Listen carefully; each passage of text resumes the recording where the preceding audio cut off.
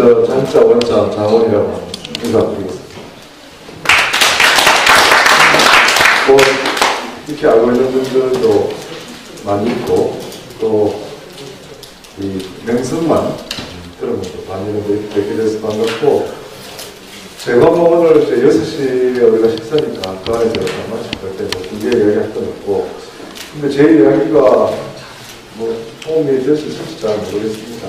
근데 여기 일단 제 소개를 하면은 이거 여기 제가 운영하는 다베자의 시원, 제가 여기 주인입니다.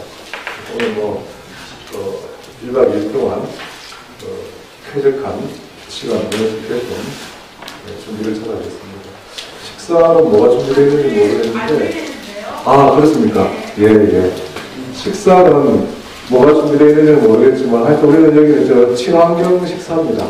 그래서 이제 뭐 조미료 이런 것도 일단 안 쓰고 이러니까 즐거운 마음으로 드시고, 집밥에는 여기서 뭐 나중에 하고 뭐 디프리는 식당에서 하고 아마 그렇게 되어 있는 것 같습니다.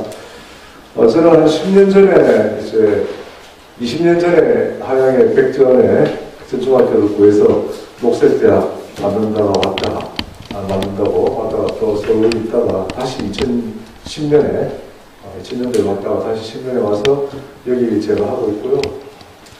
지금은 이제 농촌 유토피아 연구소라고 만들어서 작은 학교 살리기를 통한 농촌 공동체 활성화 이런 거 하고 있습니다.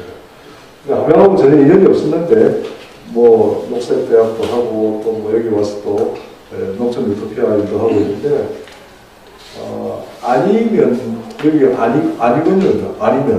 아니건역인데 뭐 이또 정현참 이런 분들 여기 다 현감이었죠. 연암 박지원 이런 분들이 역사적으로 의미가 있는 곳인데, 저는 다른 것보다도 한국 그 아나키스트들의 여기가 아니를 본산이라고 그렇게 이야기합니다. 그 한일학 선생님이라든지 사립, 지금도 있죠. 아니중학교 사립입니다. 만든 이진원 선생님, 그 후손들이 지금 이어서 이렇게 하고 있습니다. 제가 알기로 1946년도 4월 20일부터 23일까지 제가 제 생일이 가 있어서 기획을 날짜를 잘 합니다. 그런데 전국 아나키스트 대회가 여기서 열렸죠. 하나는 용추사, 용추계곡에서 이렇게 열렸었습니다. 굉장히 여기가 의미가 있는 고장입니다. 어떤 그런 차원에서 본다면 정부라든지 또 뭐 당이라든지 국가라든지 이런 것 사실은 문제가 많기 때문에 인정하지 않는 뭐 그런 무정부주의자의 어떤 본산으로서의 중요한 의미를 했던 것입니다. 그래서 저는 항상 여기 와서 의외로 하는 사람들이, 아래 사람들이 그걸 몰라요. 아니가 어떤 지역인지. 그래서 이 1946년에 했던 그런 거 전국 아나키스트 계획을 다시 한번 제가 열어보면 어떨까, 전국 계획을 그런 생각을 하고 있습니다. 그래서 저는 한다 하면 금방 저는 그냥 하는 스타일에서 뭐 이것저것 따지지 않고 찔러버리기 때문에 조만간에 그런 아나키스트 대회를 한번 열어보려고 생각하고 있습니다. 거기에서 관심 있는 분들이 굉장히 많아요.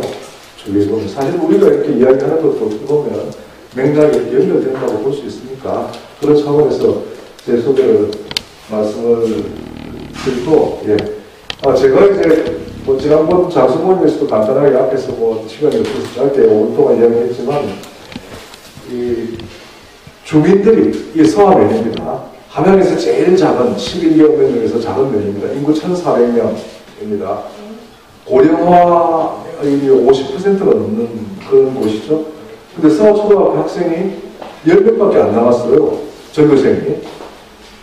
학급은 3개 학급밖에 없었고, 뭐 그런데 뭐 교육청에서도 손 놓고 있고, 뭐 군에서도 손 놓고 있고, 누가 뭐 살려줍니까? 근데 지역 주민들은 학교가 없어지면, 초등학교가 없어지면 면이 완전히 소멸된다. 없어지니까 살려야 되겠다는 그런 의지는 있었던 거죠. 그래서 저는 이런 부분에 있어가지고 의회라든지 군이라든지 교육청 이야기 보면 어떤 이야기를 하는가 하면은 합치는 게 좋다. 뭐 학교 면마다 다 하나씩 그어가지고 그렇게 뭐 행정 낭비를 하느냐, 예산 낭비하느냐, 아니면 하나, 서상면 하나, 서하면 하나, 이 더 비싼 권역입니다. 딱 사람들을 묶어가지고, 아니, 초등학교 하나만 하면 되는데, 뭐 때문에 그렇게 뭐, 10명, 20명 가지고 이렇게 살리려고 하느냐. 그건 뭐 행정적인 입장에서 못하면 뭐 편하게 여길 수도 있죠. 그렇지만 어떤 그 농촌을 살린다. 그런 걸 위해서 못하면 이거 말도 안 되는 거죠. 근데 1년 1개교 정책이 있죠. 우리나라에. 한 개는 남겨뒀다. 분별하고. 근데 학생이 없어가지고 학교를 유리하게 못하는 것이 이미 30개가 넘습니다. 1면에 한 개도 없는 분별도 없거나 지자체가 30개가 뭐 면이 넘게 있습니다. 경상북도하고 전라남북도가 제일 지금 그런 데가 많죠. 경상남북도는 그래도 그나마 이제 나온 편입니다. 서초등학교가 최초로 경상남북에서 없어지는 면이 될 뻔했습니다. 학생이 1명밖에 안 남으니까 뭐라고 그러죠? 합반 수업, 중복 수업이라고 그러니까 그런데 수업을 이렇게 합쳐서 하고 복식 수업이라고 그러네요. 그리고 남아있는 학부형들이 학생을 다 옮기게 되는 친구도 없는데 뭐 수업 복식 수업 하는데 왜 들려는 겁니다. 토하고 싹 왔다 갔다 하니까 아니 초등학교는 한 100명 되거든요. 그쪽으로 옮긴다는 거죠. 아니 중학교는 아나키스트들이 만들었을 때는 1965년, 70년 이런 당시에 전교생이 2,000명이 넘었습니다. 근데 그 아니중학교, 전통의 아니중학교가 지금 60명 남았습니다. 아니중학교도 폐교위기입니다, 지금. 아주 심각한 거죠. 이건 뭐 전국적인 현상입니다. 폐교위기의 작은 학교가 전국에 2,000개가 남습니다. 심지어는 뭐 서울, 부산, 대구에서도 폐교위기 학교가 있습니다. 이 집중이 되기 때문에 한 곳으로. 그러니까 이게 보통 문제가 아닙니다. 물론 농촌에 다 이렇게 집중되어 있지만, 그래서 지역민들이 걱정하고 학교에서 걱정해서, 제가 그러면은 이런 부분이 있어가지고, 관의 도움을 받아서는 관에서 원하지도 않는다. 통합되기를 원하지, 학교 살리기 원하지 않는다. 관에서. 그리고 우리끼리 한번 해보자. 그야말로 주민자치위원회를 만든 거죠. 그래서 제가 위원장을 했고, 만들어가지고 작년 11월 27일에 이제 우리가 시작을 했습니다. 이게 뭡니까?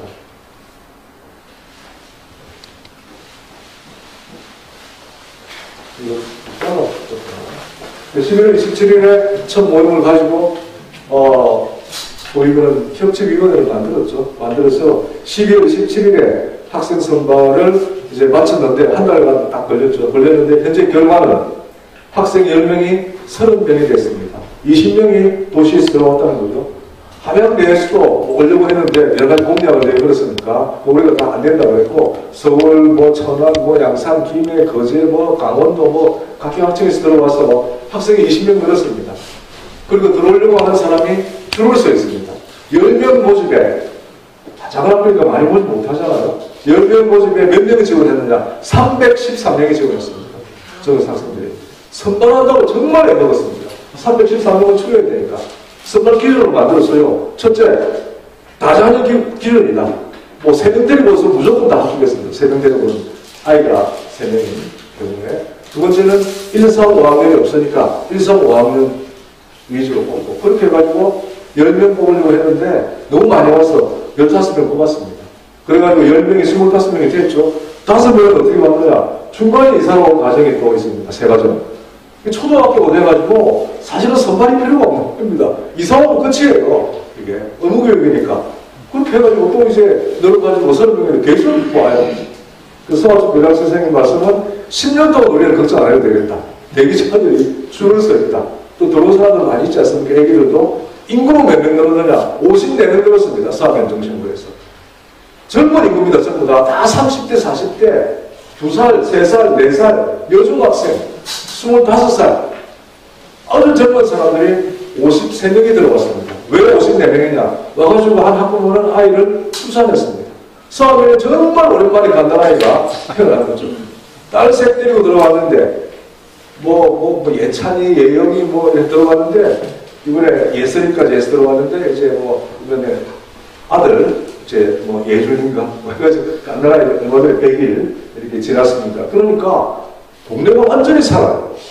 서울이 완전히 신난 겁니다, 지금.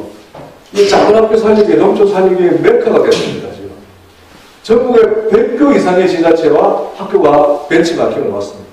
제가 유튜브연구소에서 그런 일을 하는 거니까 저한테 의뢰가 온 학교가 50개가 넘습니다, 지금. 전국에 작은 학교 다 살리고 싶어 하지 않습니까?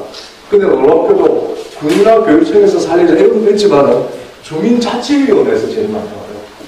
우리 학교는 화동의 양도초등학교 100년이 넘다 학교 110년? 근데 학교가 이제 없어진다는 거죠. 그러니까 주민자치위원회에서 왔다는 거예요. 그러니까 지역 주민들은 학교를 살리고 싶어 하는 거죠. 학교가 없어지면 그 동네는 완전히 소멸되는 거 아닙니까? 안 그래도 소멸되는데, 우리가 뭐 군은요, 소멸지수 이야기할 때 정말 특정한 군을 빼놓고는 다 소멸됩니다. 얼마 전 통계에 따르면은 인구 15만 이상의 도시 중에서 도시도 소멸이 다 된다고 합니다. 그 중에 제일 1등이 어딘지 아십니까? 안동입니다. 상상을 못 하잖아요. 안동이 어떻게 소멸돼? 2등이 경주입니다. 3등이 포항입니다. 전주, 익산, 군산 전부 다 줄줄이 옵니다. 탑10에 다 들어가 있습니다.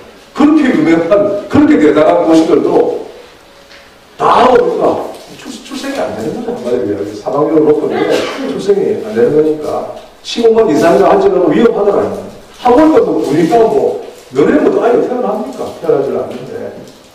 그러니까 그런 찰나에 이런 일을 이제 진행함으로써 주민들하고 모여가지고 이게 이제 대단한 터트린 거죠. 제가 오늘 처음부터 참여 못한 이유가 거창에 가면은 신원초등학교라고 있습니다. 거창에 신원 막걸리가 굉장히 유명한 곳입니다. 곳인데 신원초등학교가 작년에나 신원중학교가 없어졌어요. 근데 신원초등학교가 또 폐교적인 겁니다. 거창군에서 제일 소멸 지수가 높은 데가 신원면입니다. 그래서 거기서 이제 학교 살려달라. 그래서 거기 제가 이제 그 회의에 제가 컨설팅 해주러 갔다 왔죠. 근데 저는 이렇게 했습니다. 이번에 4개의 학교를 묶어서 하는데 서초등학교 사례는 그건 한번 써보면 됐어요. 그건 그렇게 하면 됐고 이제는 학교 살리려고 하는 데가 전부 많습니다. 다음에 상주초등학교, 또 고성의 경남 고성입니다. 영호초등학교, 다음에 또 고현초등학교, 화천에도 있고요. 구례에도 있고 전국 설명회를 하고 이렇게 열심히 합니다. 신문에 나지 않습니까? 그래서 제가 이번에 묶었던 거는 어떻게 했는가 하면 무주의 부담초등학교라고 있습니다. 부담면에 학생 7명입니다. 그 중에 할머니 학생이 2명입니다. 여러분 아시죠? 초등학교에 할머니 할아버지를 입학할 수 있습니다. 학생이 없으니까 3학년에 입학이 됩니다. 3학년. 서초등학교도 그렇게 했습니다. 학생이 없어가지고. 그 다음에 남원에 가면은 삼해면이라고 있습니다. 삼내가 아니라 삼해. 혼불문학관이 있는 곳입니다. 최명혜 씨의 고향이니까 삼해초등학교, 거창에 신흥초등학교, 또 거창에 가북초등학교 4개를 묶어가지고 어떻게 했는가 하면은 영호남 교육자치공동체를 만들겠다고 제가 발표를 했습니다. 다 4개 다 가가지고 이제는 한 지역에 한 학교가 그렇게 깃발을 들고 서초등학교처럼 이렇게 우리가 살겠다 힘든 시대입니다. 그렇게 해가지고 무슨 홍보가 되지도 않습니다. 다 정적으로 다 그렇게 하니까 차별화가 하나도 안 되는 거죠. 그래서 우리는 영원한 교육공동체를 만들겠다. 그걸 갖다가 저는 아이토피아라고 이야기하는데 아이를 위한 유토피아. 그래서 영원한 유토피아, 아이토피아를 만들 테니까 이제 그런 컨셉으로 이제 널리 알리고 있는데 이번에 발표를 어디서 하는가 하면은 12월 29일 날 관심 있는 분 오셔도 좋습니다. 서울의 프레스센터에서 제가 합니다. 프레스센터에서 국제회의장이라고 있습니다. 국제회의장. 100명이 정원이기 때문에 뭐 많이는 모르시겠지만 혹시 깊은 관심이 있으면 그때 영원한 교육, 이 문화공동체, 이 자치공동체를 어떻게 운영할 것인가는 뭐 자료가 다 나가고 그렇게 합니다. 그래서 저는 시골이 살려면요, 뭐 부실부실하게 뭐 어쩌고저쩌고 다 실패했지 않습니까? 그렇게 하면 안 됩니다. 안 되고 획기적인 방안으로 소아초등학교 살리기 할 때 예산 1원도 지원하는 거 없습니다. 관 예산 1원도 안 나왔습니다. 그럼 어떻게 했느냐? 주민자치회에서 이렇게 우리가 모임을 만들어서 기금을 다 냈죠. 민간인들이 자발적으로. 그래가지고 다 했습니다. 현재 모임 기금이 1억 1천만 원이 넘었습니다. 이 작은 면에서. 그러니까 그만큼 이렇게 학교, 지역의 학교를 살리고자 하는 그런 의지가 아직까지 면마다 충분히 있다는 거예요. 아직 그런 뜻을 모아주지 못하고 그걸 모아가지고 표현을 못하는 거죠. 뭐 수화초등학교가 중국하는 사회적 도시민들이 어떻게 합니까? 모르죠. 그래서 제가 이제 그런 것을 모아서 공약을 몇 개 만드는 겁니다. 공약을. 학부모들을 위해서는 일자리를 알선해 주겠다. 빈집을 알선해 주겠다. 해주는 건 전혀 아니에요. 알선해 주는 겁니다. 그 다음에 학생들을 위해서는 전교생 영어 해외 연수를 보내주겠다. 전교생 장학금을 주겠다. 그 외에 10개가 있습니다. 있는데 핵심만 해서 이야기하는 겁니다. 그 4개에 걸려서 오신 분들이 다 지원하신 분들이 대부분입니다. 전교생 해외 연수 하나도 어렵지 않습니다. 원래 수학초등학교에 4천만 원의 수학연구가 있습니다. 근데 전교생 해외 연수비가 말레이시아 7박 8일 얼마나 하냐? 6,700만 원 들어갑니다. 선생님 9명에 저것에 다 데리고 가도 근데 만약에 학교가 시골이 아니라 도시 학교에서 100명, 200명 되면 이런 공약을 읽을 수가 없죠. 시골 학교는요, 60명만 쓰면 충분합니다. 제가 볼 때. 60명 이하를 아까 제가 얘기한 작은 학교라고 그럽니다. 2000개 있다고 했던 게 60명 이하의 학교를 해교육이라고 그러고 작은 학교라고 그럽니다. 근데 100명 이하여야 학생들이. 해외에서 보내준다니까, 뭐 영어 교육시킨다니까, 특화시킨다니까, 그러니까 끌린 부모님도 있고, 또 요새 경쟁 어려우니까 일자리 이런 거 실집도 많고 그렇지 않습니까? 집도 얼마나 구하기 어려워요. 또 집 준다니까. 예를 들어서. 또 뭐 일자리 보여준다니까. 전부 다 일자리 다 보였고, 일자리 시골이 없을 것 같죠? 진짜 경상도 바로 1200가지입니다. 일자리. 정말 1200가지. 화면분에 한 해 계약직, 기간제 근로자 있죠, 그죠? 월급이 180만원 주거든요. 예를 들어서 산림 바이오매스 사업 뭐 이런 겁니다. 하는 일도 없어요. 가서 넘어가죠. 솔직하게 이야기해서 그냥 국가에서 고용 창출을 위해서 돈이 계속 옵니다. 200명 모집하면 150명도 안 와요. 제가 만난 심사위원장인데 그 사람들 뽑는 1차 시험하고 2차 시험은 전기톱, 뭐 엔진톱 뭐 이런 거 할 준비 수 있어야 돼요. 이런 거. 나무 뭐 바이오매스 하는 거니까 2차 시험 보지도 안 하고 1차 하면 미달인데 무슨 2차 시험 무슨 의미가 있습니까? 시골에 180만 원은 도시에 300만 원보다 훨씬 더 많은 돈입니다. 현실적으로. 그리고 학교는 코로나가 없어요. 시골 학교는 내년 옵니다. 전부 다. 이 작은 학교는요. 학생 숫자에 따라서 비교하는 게 없거든요.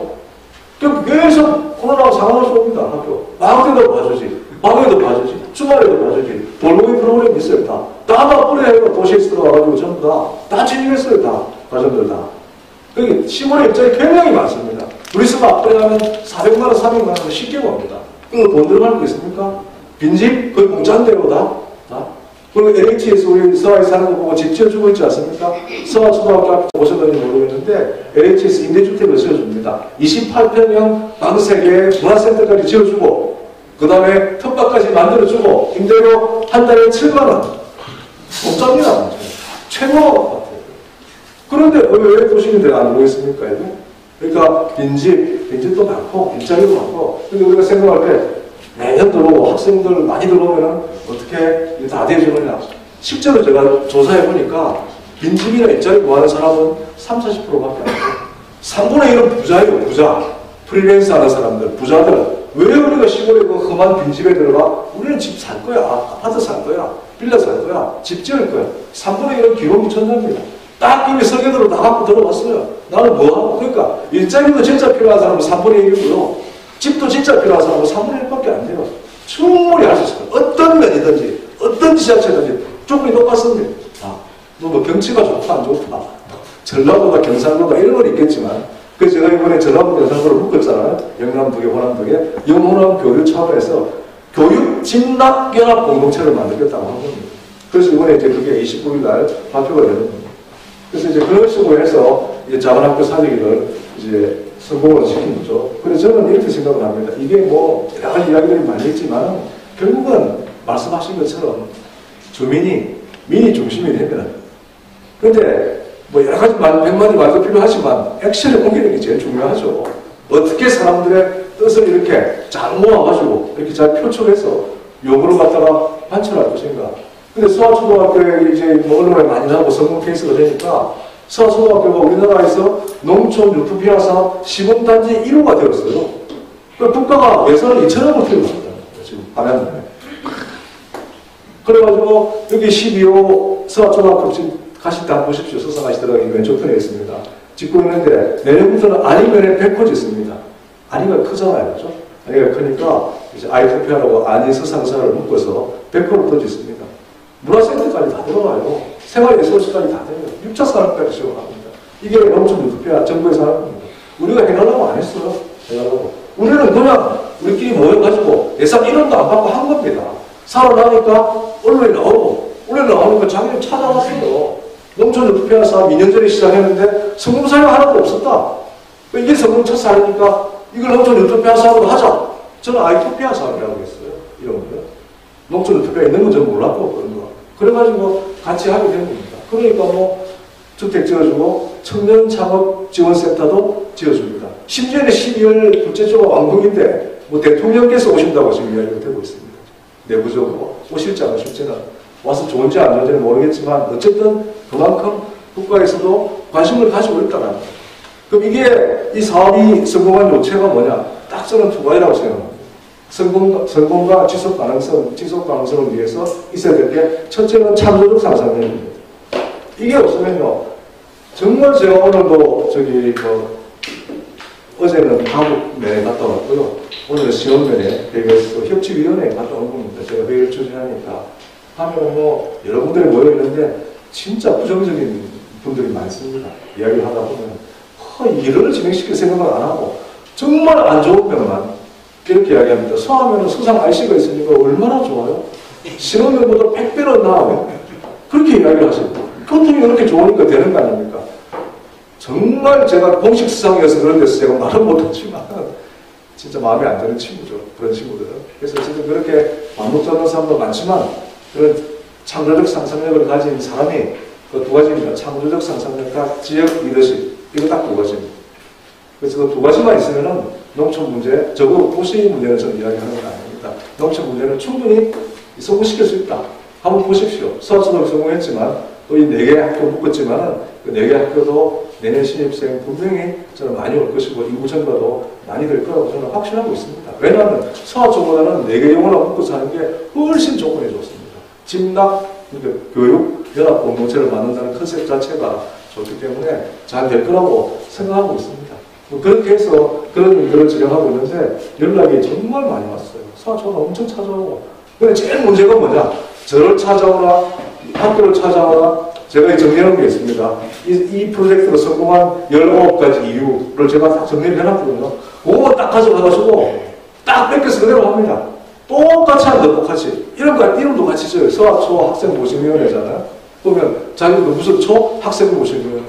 그 있을 수 없는 이야기입니다. 벤치마킹을 왜 하느냐? 제가 늘 가해 가서 하는 이야기가 딱 가보고 성공한 이유가 있을 거 아닙니까? 그거 딱 빼놓고 하자라는 거야. 여기는 이렇게 성공했으니까 우리는 이거 안 하고 다른 거 성공하겠다. 그게 창조적 상상력이죠. 벤치마킹은 안 뺏기려고 하는 거. 아류가 되기 싫어서, 이류가 되기 싫어서 하는 게 벤치마킹인데 똑같이 해요. 똑같이. 100% 실패합니다. 차별화가 안 되는데 남들이 이미 써먹어가지고 히트 쳤는데 그걸 못 뺏겨가지고 뭘 하겠다는 겁니다.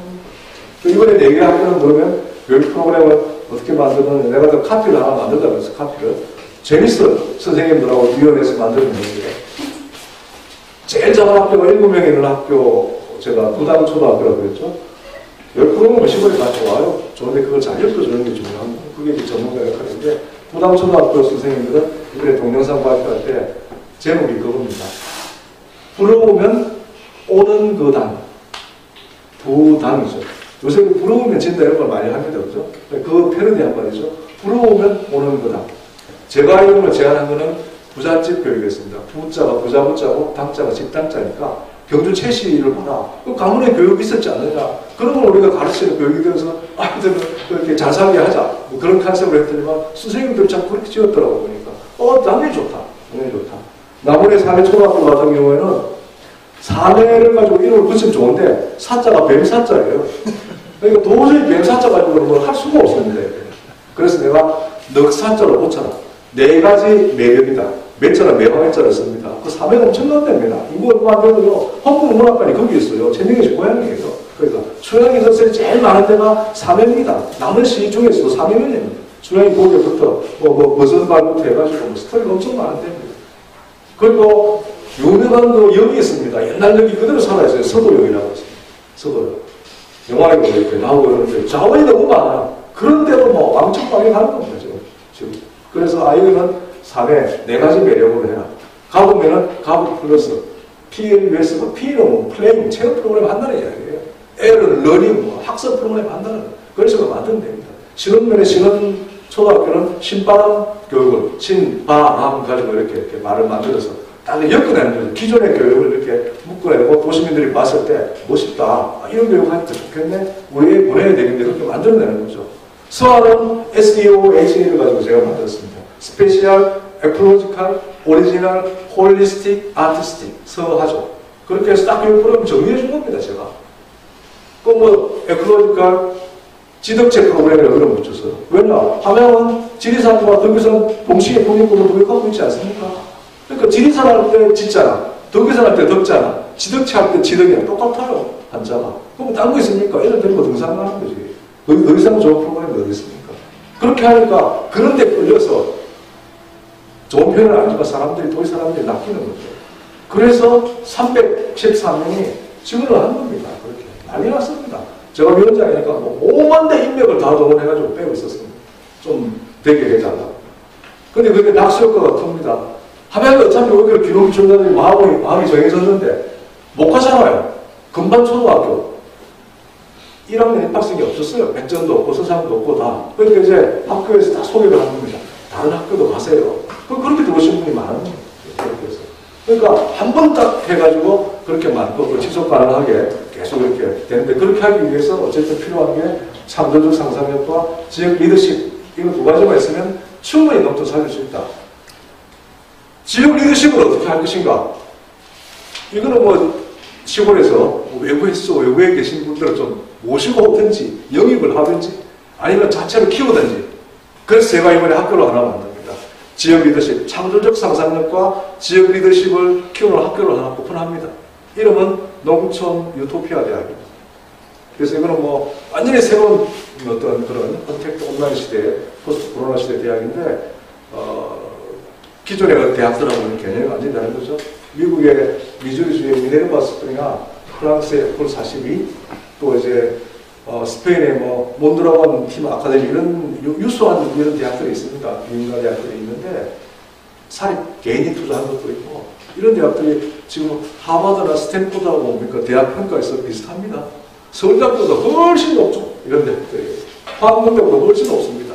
국제평가에서 얼마든지 새로운 대학이 많은 그런 여지가 있습니다. 그래서 저는 창조적 상상력과 지역 리더십을 키워주는 그런 학교로서 이제 오픈을 할 예정으로 있고 이미 뭐 계획은 다 짜졌고 아마 이번 달 10월 29일 날까지 제가 바쁘니까 하고 나서 11월에 대외적으로 공표를 할 겁니다.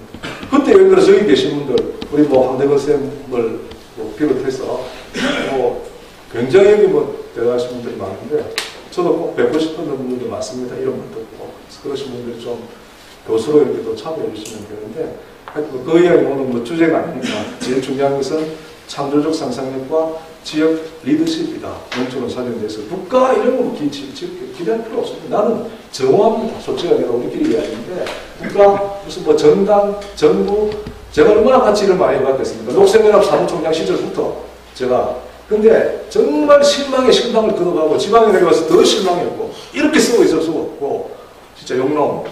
그래서 그런 데서 기대하지 않습니다.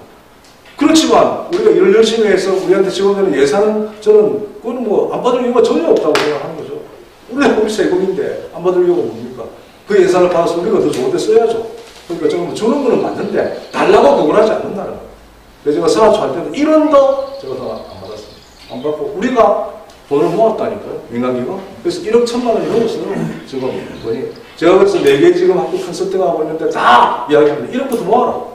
자리 모지는 보여야지. 1억부터 모아야지. 뭐 돈도 없이 뭐 교육청에서 돈 내놔라, 군에서 돈 내놔라, 부에서 돈 내놔라. 어느 세월에 돈이 나옵니까? 무슨 명목으로 돈이 나옵니까? 그런데 신청하면 딱 한마디가 있습니다. 거절하는 이유가 형평성이 안 맞다. 왜 너가 학교만 줘야 되는데?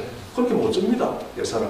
그러니까 먼저 자립하면은 LH나 농어촌, 한국농촌경제연구원이나 국토연구원이나 청와대까지 다 찾아와서 돈 주겠다는 거죠. 농업인력대단까지. 그렇게 자립하는 게 진정한 의미에 있으면 자립이다. 그런 국가 예산은 얼마나 있으면 되죠? 그러니까 뭐 겉으로 쓰면 되겠습니까? 국가 예산이. 우리 같은데 들어와야죠. 그런 식의, 이거는 뭐 제가 초등학교 살리기 하나 이야기했지만 사실은 초등학교 살리기가 목표가 전혀 아니죠. 작은 학교 살리기를 통한 농촌 공동체 활성화. 이게 정확한 맥락입니다. 그게 워드가 정확하게 그렇게 되는 이 농촌 유토피아 사업이라고 이렇게 이야기를 하죠. 농촌 유토피아 사업에 책정된 예산이 지금 얼마인지 아십니까? 30조 원이에요. 30조 원. 그린 뉴딜에 포함되었고요. 그럼 이 돈을, 이 예산을 우리가 어떻게 해서 가져올 것인가 하는 게 문제입니다. 제일 중요한 것은 정부나 LH나 농촌경제연구원에서 이제 농촌 유토피아 사업이 이론을 체계하고 있는데 또 국토균형발전위원회 김사위원장 또 뭐 경제인문사연구회 이사, 성경인사 이런 사람들이 중심의 농촌 유토피아에 멤버들인데 제일 중요한 게 딱 두 가지 겁니다. 제가 딱 제안했던 창조적 상상력과 지역 리더십, 그리고 자리 능력. 그래서 이제는 그냥 뭐 퍼주는 게 아니라 앞으로는 스스로 일어설 수 있는 곳에 갖다 바치겠다는 겁니다. 예산을. 난 그게 바람직한 거지. 이때까지 농촌에 제가 와 있지만 얼마나 많은 예산이 농촌을 살리기 위해서, 학교를 살리기 위해서 인구정책을 왜 쏟아부었습니까? 빵점이잖아요. 가슴에 제로잖아요. 다 해가지고. 우리 동네에 100억 들어왔어요. 100억 넘어 들어왔어요. 봉전 마을에. 인구가 50명이에요. 2억씩은 나눠주지. 왜 멀쩡한 빨래부터 그 예쁜 옛날 빨래도 다 내리석으로 발라놓고 아스팔트 다 깔고 세울타리 하고 좋은 저장고 만들고 그럼 무슨 소용이 있습니까? 마을에 멀쩡한 데 또 짓고 그래가지고 이 마을의 봉전 마을에 인구가 한 명이라도 늘었습니까? 단 한 명도 안 늘었습니다. 지난 10년 동안. 계속 줄기만 줄었지. 외부에서 한 명이라도 전입했습니까? 저 말고는 아무도 안 들어왔습니다. 저는 여기서 버티기 위해서 열심히 노력을 합니다. 이장님이 부르면 언제든지 뛰어나가고, 뭐 하여튼 뭐, 이 마을에서는 뭐, 이 경조사에 진짜 앞서서 상위도 매니까 상위도 매고, 오만 거 다 합니다. 다 해서 이제 지금은 마을 사람이 되었지만, 기름기촌 하신 분들이 다 그런 분도 많아요. 보면. 전 처음 와가지고, 쪽파하고 양파를 구분 못해가지고, 양파 심는데, 장교수는 뭐 일도 못하니까, 저기 저 밭에 가면 양파 모종 많이 했으니까 뽑아오라 하는데 가서 뭐 큰 다리 뽑아왔는데 다 쪽파더라고요. 그게 보니까 비슷하게 생겼잖아요. 어릴 때 보면. 근데 내가 보니까 쪽파는 모종 뽑기가 굉장히 쉬워요. 뭉텅이로 되어 있으니까. 양파는 좀 하나 뽑아야 되고. 그래서 왕창 뽑아서 갔다가 지금도 10년이 지났는데 그 사람들 나보고 맨날 박사면 뭐해? 교수면 뭐해? 쪽파 양파도 구분 못하는데 이분들은 이 말씀 하시는 게 너무 즐거워. 그래서 내가 이 동네에 편입될 수 있었다는 거예요. 혼자 오면 절대 안 되죠. 너무 못하니까 와서 맨날 물어보니까 농사 짓는다고. 근데 지금은 오히려 뭐 거꾸로 나한테 이렇게 저는 뭐 한 10,000평 정도 친환경 유기농을 했었거든요. 지금은 안 합니다. 너무 일도 많고 힘들어서. 그랬는데 제가 많이 팔아드리죠. 친환경 유기농을 하면 내가 다 팔아드린다 해서 팔아드리고 합니다. 제가 500평 땅을 가지고 있는데 500평 텃밭에서 제가 1년에 한 3천 내지 4천만 원 정도 제가 수익을 올렸습니다. 상상이 안 되시죠? 그게 처음에 감자 심지 않습니까? 그 다음 조금 있다가 또 고구마 심고 뭐 심는 건 아니죠. 밭이니까 그죠? 그 다음에 또 김장배추도 심고 뭐 콩도 심고 깨도 심고 겨울 되면은 양파 심고 마늘 심지 않습니까? 친환경 유기농을 해가지고 제 유기농은 그냥 내비뒀다 유기시켰다는 유기농입니다. 아무것도 안 하는 겁니다. 내비두는 그럼 양파가 볼명이 단단해서 원래 하얀 양파가 괴로운 모양이어서 맛있는데 맞으면 이게 팍 터진 거예요. 근데 양파를 캘 때 어떻게 하느냐? 풀밭에 있으니까 발로 살살 밟아가면은 발밑에만 맞히는 게 있습니다. 이렇게. 그러면 이제 그걸 옷을 캐내듯이 이렇게 캐내는데요. 대신에 엄청 비싸게 받습니다. 양파 20kg 한 방에 2만원 정도 보통 합니다. 그죠? 2만원 더 쌀 때도 많습니다. 양파 나갈 때는 뭐 품절이 팍 나가니까 저는 한 10만원 받아요. 20kg 한 만 원. 저 환자들이 사가요. 암 환자라든지. 뭐, 그 풀하고 썰어서 이겼으니까 얼마나 그 약성이 좋겠습니까? 산소하고 똑같은 거 아니에요? 그게? 백화점에 넣을 때 제가 어떻게 넣는지 아십니까? 예를 들어서 사과 박스 있지 않습니까? 양파 박스 디자인 해가지고 거기다가 사과 난자라 그러죠. 이렇게 사과를 앉히는 거. 난자 깔고 또 싸는 거 있지 않습니까? 뭐라 그래요? 양파를 딱 음선해서 보기 좀 골라가지고 백화점에 납품했는데요. 10만원 받았어요. 10만원. 없어서 못 팔아요. 꽃감, 함양에 꽃감 유명합니다. 여기 서하에 꽃감 경매장이 있습니다. 여기가 꽃감의 메카라고 할 수 있는데, 호종한들한테 뭐 이렇게 진상도 했으니까. 꽃감, 다른 사람들 2만원 받을 때, 저는 40개 10만원 받았어요. 꽃감 이름을 만들었죠. 황제 꽃감. 왜 황제 꽃감이냐? 이유가 있습니다. 첫째, 황을 제거했으니까. 저 유황을 안 썼어요. 꽃감은 다 황 쓰지 않습니까? 황 피워서 빨갛게 만들거든요. 곰팡이 안 피고. 황을 제거했으니까 황제 꽃감이다. 고종하고 이제 맞췄던 데니까 황제 꽃감이고. 오늘 제가 가면 한옥에 있습니다. 한옥. 완전 궁궐이에요. 그 한옥에 다배점 가면은. 그러니까 황제가 살만한 그런 집에서 덕장이 그렇잖아요. 덕장이 한옥으로 예쁜 한옥이니까. 그렇게 황제처럼 이렇게 숙성시킨 꽃감이다. 그걸 딱 팜플렛 만들어가지고 백화점 딱 신세계니 현대인이 다 봤더라고요. 없어서 못 팔았죠. 그러니까 싸게 판다고 잘 삽니까? 선물용은 비싸야죠. 그렇게 하니까 500평 가지고 500,000원 벌었어요. 저는 한 10년간 해먹었어요. 요새는 뭐 바빠가지고 못하지만.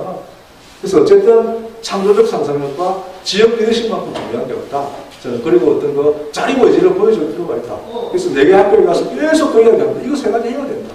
영입을 하든지 외부에 비농기천자도 훌륭하신 분들 많으니까 그렇게 해야지 비로소 자립할 수 있고 자립한 다음에 뭐 도와주고 뭐 하는 거는 뭐 좋은 거니까. 네.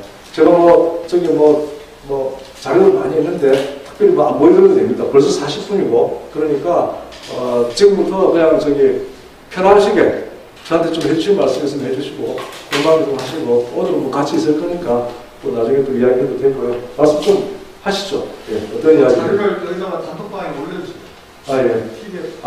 요건 되죠? 네, 잘하셨습니다. 질문을 하실 거라 저한테 좀 좋은 말씀 해주실 거 있습니다.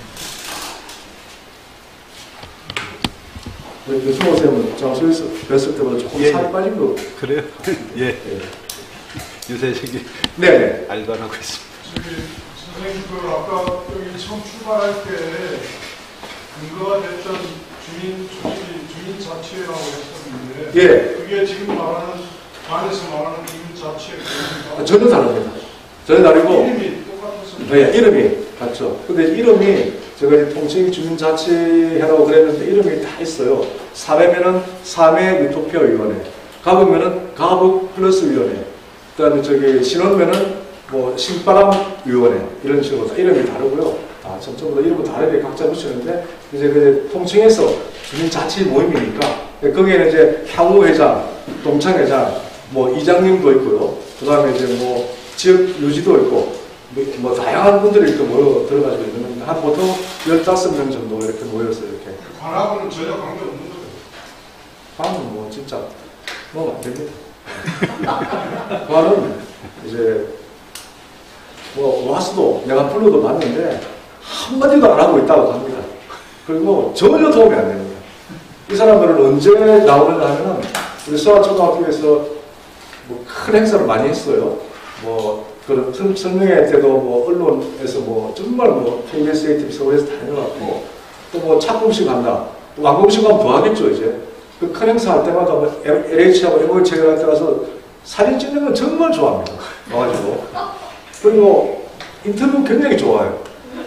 적극 지원하겠습니다. 진짜 속된 말로 진짜 이런도 지원 안 했습니다.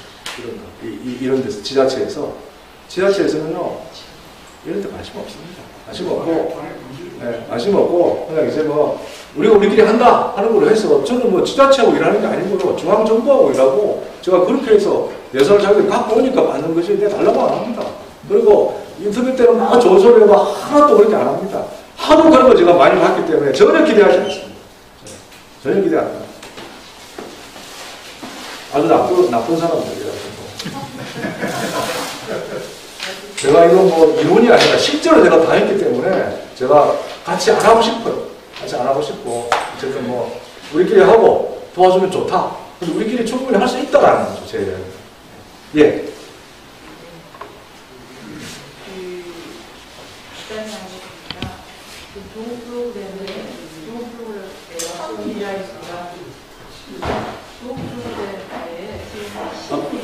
지금 마스크를 좀 벗고 이거 무슨 마이크 왔습니까? 무슨 마이크 있는데? 어떻게 얘기하라고?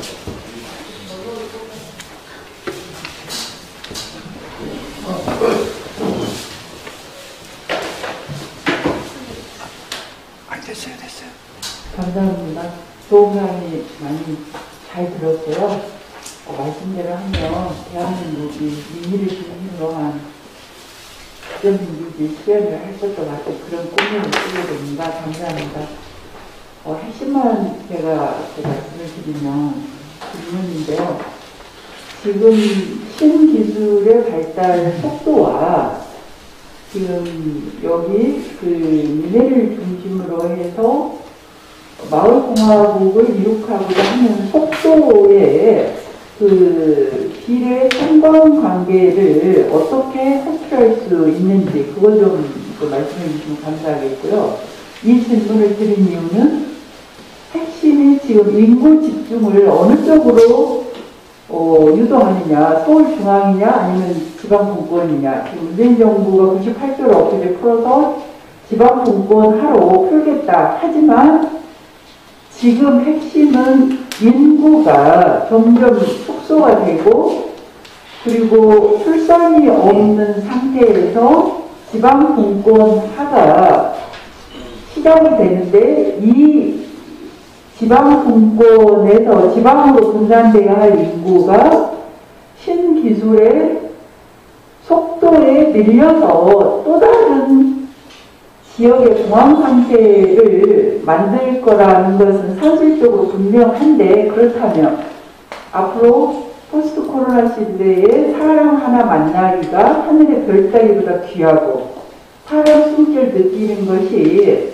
자기 심장 소리 듣는 것보다 더 귀한 시대가 이미 지금 도래했는데, 그렇다면 사람을 어디에서 만날 것인가? 사람을 어디에서 우리 지역으로 끌어올 것인가? 선행제도 발표가 지금 성공 사례 모델이고, 이 모델이 상상과 창조력을 실행으로 옮기면 어느 지역에도 가능할 것 같은데 가능해야죠.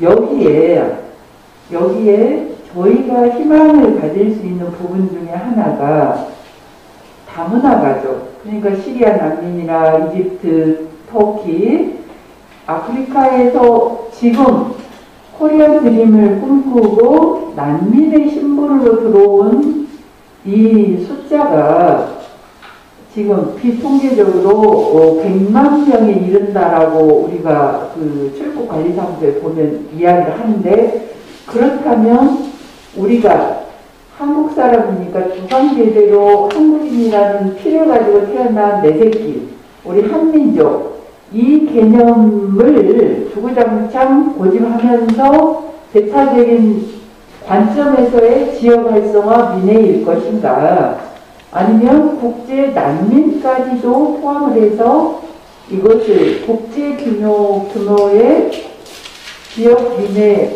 자치제를 활성화시킬 것인가, 이 마을공화국의 범위 그리고 확장 프로그램이 선생님께서 말씀하신 지금 성공 사례에 이미 기획안이 들어가 있는 것인지, 아니면 앞으로 성찰해서 그 부분을 확장 프로그램으로 넣을 것인지, 이것은 대단히 중요한 부분이고, 그리고 어떻게 보면 중앙정부가 실패하고 그리고 포스트 코로나 시대에 불안과 공포를 해소할 수 있는 어떻게 보면 핵심 요인일 수도 있다. 함양에 지방자치제 마을공화국에 들어갔더니 이 지역에는 세계 국적을 총망라한 시민들을 다 만날 수 있다더라. 이 자체가 인류에게 굉장한 희망을 주고, 그리고 함양이라고 하는 이 지역을 세계적인 마을로 확보할 수 있는 조의 기회가 될 수 있다라고 우리가 가정을 해본다면, 이 마을공화국에 반드시 들어가야 할 부분의 하나가 인구 집중력 프로그램 중인데, 거기에 다문화가 빼면 우리가 그렇습니다. 짧게 마치겠습니다. 그게 잘 좋습니까? 어떻게 질문이 들어가는 거니까. 농담이고요. 그 말씀은 보니까 지금 뭐 인구 문제, 또 자치 문제, 뭐 기술 문제, 뭐 다문화 이런 문제 뭉뚱그려서 말씀해 주셨는데, 제가 볼 때는 여기 있는 분들이 답을 굉장히 잘해 주실 것 같고, 또 앞에 이제 여기 합황 선생님 두 분이 앞에 나가고 계신데, 나중에 좀 답을 좀 잘해 주시고요. 제가 아는 한도 내에서만 말씀드리겠습니다. 박원순 시장이 저하고 동지거든요. 최열씨하고 저하고 삼총사였습니다. 낙천 총선운동 운동할 때. 그랬을 때 시민운동 상명자였는데, 돌아가시는 날 오전 7시까지 저랑 연락을 했습니다. 그 전날 밤 12시도 저하고 텔레그램을 하고 있었고, 근데 그때 주제가 뭐였는지 아십니까? 그 주민자치, 또 자치분권.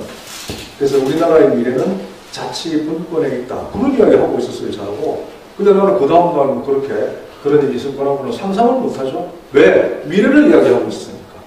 그러니까 여러 사람이 많은 황망함, 충격을 받았겠지만, 저는 늘 이렇게 텔레그램과 전화를 통해서 또는 자주 만나서 이렇게 좀 우리나라의 미래에 대해서 이야기를 많이 했었는데, 그 사람 키워드는 딱 그겁니다. 근데 어쨌든 돌아가신 분이니까 더 이상 제가 이제 할 이야기는 없는데, 결국은 인구 문제인데, 지금은 제로섬 게임이 아니라 우리나라 전체로 볼 때는 마이너스 게임이죠. 인구 줄어가니까, 아까 제가 이야기했지만 포항도 날아가니까, 경주도 날아가니까, 안동도 날아가니까 10월이야 말할 것도 없죠. 그 인구 증가시키는 방법은 말씀하셨듯이 다문화 이렇게 과정을 지금 우리나라 원래 다인 민족도 아니었고요.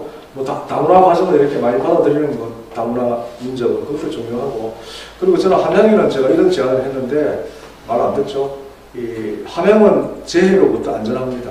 이게 뭐 지진도 없고요. 여기 뭐 무슨 지리산하고 덕일산이 막고 있으니까 미세먼지 농도도 훨씬 낮아요. 여기는 우리가 같은 지역에 비해서. 그 다음에 뭐 홍수, 뭐 예를 들어서 가뭄 이런 게 없어요. 함양은. 물론 뭐 사라와 태풍 같은 거 오면 못 견디겠지만, 그래서 중국이나 일본 이런 사람들이 코로나, 우리 함양 같은 데는 우리뿐만이 아니죠. 작은 시골들은 저는 어디 신문에 칼럼 뭐 어딘가 매일경제를 쓰면서 그런 걸 썼습니다. 이 시골은 자연적 거리두기가 되어서 코호트급 격리가 절로 되고 있는 데다. 여기가 얼마나 좋으냐. 여러분 오늘 앱 들어가서 한번 보세요. 딱 수도권에서 멀어질수록 확진자 발생률이 훨씬 낮습니다. 지금 확진자 발생률이 제일 낮은데 4개가 어딘지 아십니까? 전라남도, 경상남도, 제주도. 그 다음에 강조 이런 데는 아니죠. 밀집 지역은 무조건 아니고 서울에서 멀수록 훨씬 압도적으로 낮습니다. 확진율이. 그래서 여러 가지 면에서 볼 때 이 시골이 이제는 저는 도시의 기운은 이미 기울었다고 저는 생각하고 있습니다. 이제는 시골의 기운이 차오르는 물이 들어오는 때다. 실제로 그렇습니다. 제가 오늘도 연락받았는데 대구에서 사실 아파트에 사시는 분이 함양으로 이사 오시겠다고 집을 하나 알아봐달라 해서 알아봤는데 80평 대지에 25평 슬라브 1층인데 1억 2천 함양 500 이하입니다. 이런 데는 훨씬 쌉니다. 여기 평당 30만 원 정도 하는 데니까. 그러니까 너무 싸다는 거예요. 자기는 이제 더 이상 애 데리고 못 살겠다고 함양으로 오겠다. 그게 뭔가 하면은 저는 외국인들을 위해서 특히 일본, 중국, 뭐 식품이나 뭐 핵 문제 뭐 얼마나 많습니까? 미세 문제, 공해 문제 뭐 엄청난 문제가 많은 곳이니까 그런 사람들을 위한 나는 세컨드 하우스도 좋고 어떤 그 도시를 갖다 만들 필요가 있다. 장수도 가능할 것이고 장수는 얼마나 좋아. 이름 자체가 장수인데. 그리고 여기 함양도 충분히 가능합니다. 여기 함양은 우리말로 하면 다볕입니다. 다합자에 볕양자. 여기 이름이 그래서 다볕 자연 연수원입니다. 여기. 그래서 어쨌든 이런 시골은 정말 좋은 데입니다. 그 에너지로이라는 게 있는데 그 지역의 자연 자원과 문화유산을 입력시키면은 그 지역에 살 수 있는 인구 캐파가 나옵니다. 함양은 100만 명 나와요. 컴퓨터 시뮬레이션하면. 함양만 그렇겠습니까? 함양이 서울시보다 25%가 넓죠. 인구는 0.4%? 서울시에 1000만 대 4만이 안 되니까 0.4%도 안 되는 거 아니에요. 절로 뭐 격리가 되는 거죠. 절로 다. 그래서 여러 가지 문제 고려할 때 제가 다 얘기할 수 일자리 많아요. 정말 많습니다. 자기가 뭐 와가지고 뭐 300만 원짜리 500만 원짜리 사무직 하겠다. 이건 힘들죠. 몸을 조금만 쓰면은. 저도 도시에 있으면서 뭐 교수도 하고 무슨 시민운동 했지만 딱 시골 내려오니까 제가 느끼는 게 체질이 나는 완전히 몸 쓰는 체질이지. 괜히 내가 뭐 머리 쓰고 뭐 마음 쓰고 내 체질이 아니더라고요. 내려오면 너무 좋아요 나는. 그런 체질이 오늘은 내려오셔가지고 살면 됩니다. 그래서 인구 증가는 두 가지인데 뭐 외지에서 이렇게 많이 들어오게 하는 거 외국인이든 뭐 다문화 가정이든 그런 것도 있고 또 하나는 이제 출산율을 높이는 건데 그거는 뭐 그건 정부 차원에서 뭐 정말로 핀란드의 네오블라 시스템처럼 예를 들어서 완전히 완벽한 임신부터 보육까지 책임지는 시스템을 시골에 만들어 줘야죠. 그렇게 안 하고는 뭐 출산이 될 수가 없죠. 그게 일본에는 여성이 살기 좋은 도시, 아이가 살기 좋은 도시 이런 도시가 있잖아요. 피트치고 있잖아요. 실제로 아이가 살기 좋아야지 여성이 살기 좋아야지 인구가 들어오는 겁니다.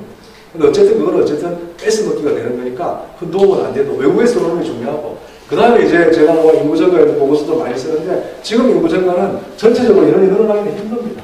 힘들어서 아까 제가 이야기했듯이 진단연합을 만들어서 같이 이제 살아가든지 몇 개 지자체가 광역으로 만들든지 아니면 인구 개념에 두 가지가 있지 않습니까? 정조 인구냐 유동 인구냐 하는 거. 함양이 뭐 정조 인구를 많이 늘리겠다 욕심이랍니다. 이미 깨진 사방을 회복하기는 진짜 힘듭니다. 사실은 이게. 그러니까 정조 인구보다는 함양의 특성을 잘 살려서 유동 인구를 늘리면 되는 겁니다. 지금은 우리가 진주 가서 다 뭐 영화 보고 그렇게 하거든요. 또 저기 전주가 여기서 55분밖에 안 걸립니다. 전주 가서 점심 먹고 와요. 근데 오히려 그 사람들이 함양의 매력을 만들어서 매력 포인트를 만들어서 항로하러 갑니다. 산삼으로 가니까 그 사람들이 여기 와서 쇼핑하고 여기 이제 뭐 비대면 시대니까 천천히 돌아갈 때 많지 않습니까? 이게 사람도 없으니까 그렇게 해서 사람들이 이쪽으로 몰려서 본성에 가게 하는 유동인구 정책을 써야지 뭐 정조인구로 압도적으로 걸리게 되면 힘들 것 같고 그 다음에 제가 아까 기술 문제도 말씀하셨는데 저는 제가 꿈꾸는 그런 농촌 루트페아가 있고 실제로 AH하고 해서 하고 있는데 이 농촌 루트페아가 스마트 시티입니다.